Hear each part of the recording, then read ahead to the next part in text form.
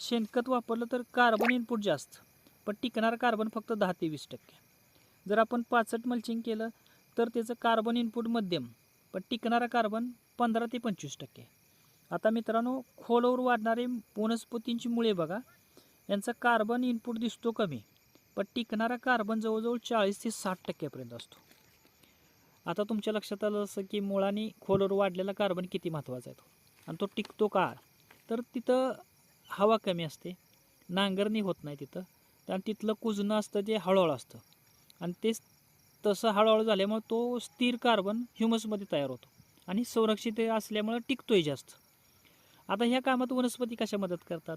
जेव्हा ही मुळे खोलवर वाढतात तेव्हा मुळावाटे स्त्राव सोडले जातात, त्यांना तिथल्या असलेल्या जीवाणूंना हवाही पुरवली जाते आणि सिग्नलिंग दिलं जातं.